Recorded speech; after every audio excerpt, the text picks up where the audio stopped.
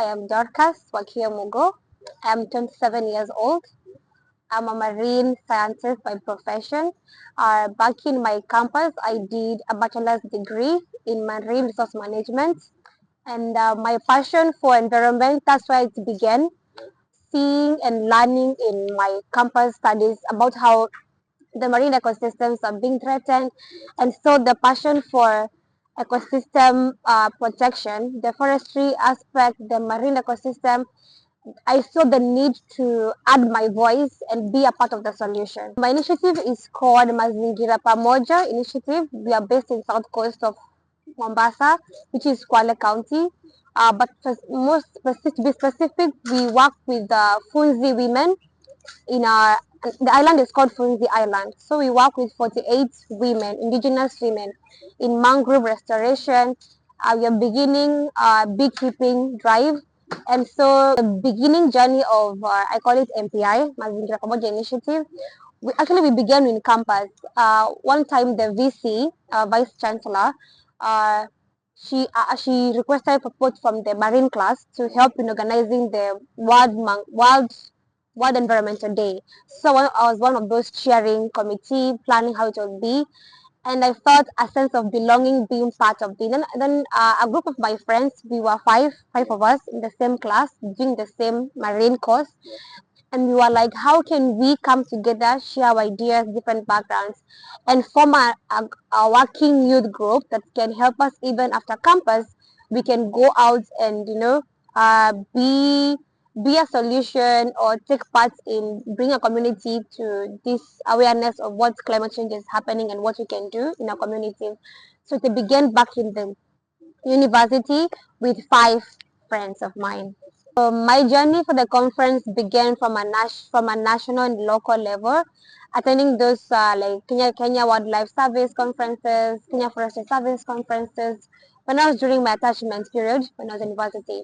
But now the bigger conferences came, and I began talking to people, knowing who is actually the bigger part of the Africa Climate Summit that happened in Nairobi.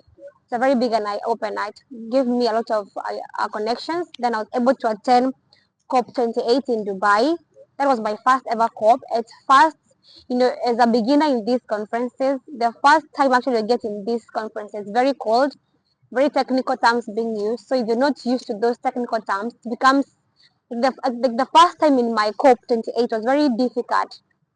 The negotiation process, the policy, the laws.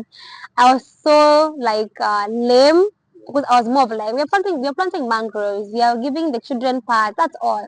So when you go to this conference, the first time you get to just be exposed to many and diverse people, network, communication, knowledge, and so on. So my first time was a bit difficult, but as we continued, going along with the conference, I was able to know, okay, this is what has happened. So I went back home, and during the conferences, I tried to engage more in face-to-face kind of conversation. I get to know like, what are you doing? How can we partner? How can we collaborate?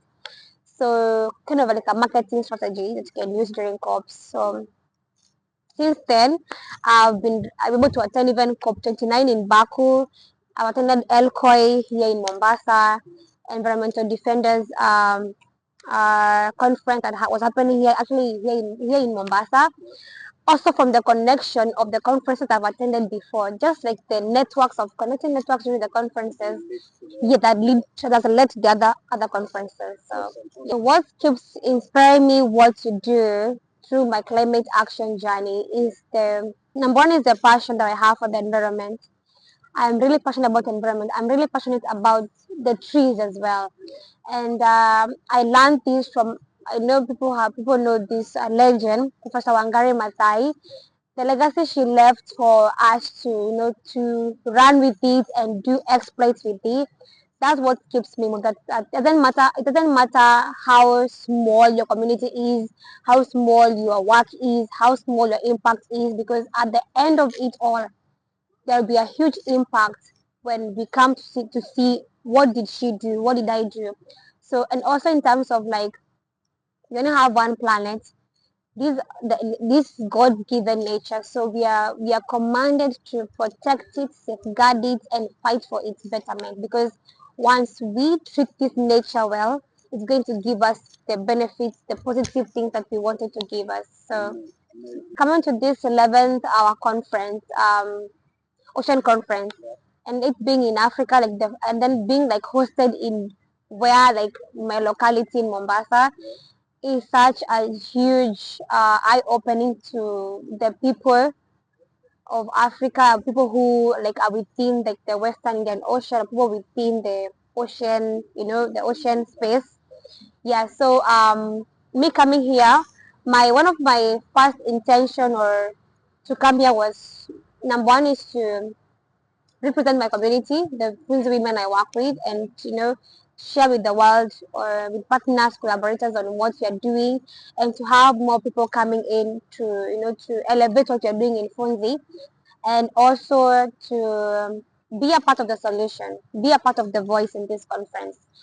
So my takeaway from this 11th hour ocean conference is that something that was said during the one of the session I attended yesterday is that our ocean is our wealth, our ocean is our identity, our ocean is our economy. So we need to come together, we need to collaborate, we need to partner, we need to allow the youth inclusion during this the making of the decision processes. So when we include all these different stakeholders, we are going to benefit more, and also we are going to be part of the solution, not the problem. When I get back to my team, to the women I work with, um, it's more of like creating more awareness and bringing them on board and telling them that it's okay. Sometimes we do find like maybe you have really been trying to apply for funding, doesn't come.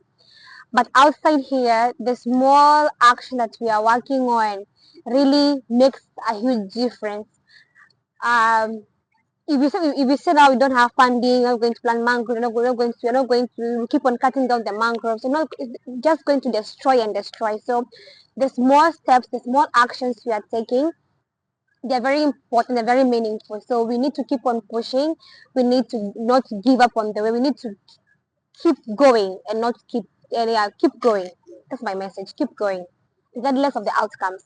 Then to my other youth, maybe who would want to come up with these initiatives, maybe who are going through a few struggles here in terms of funding, in terms of getting access to such opportunities, they keep on doing, they keep on going.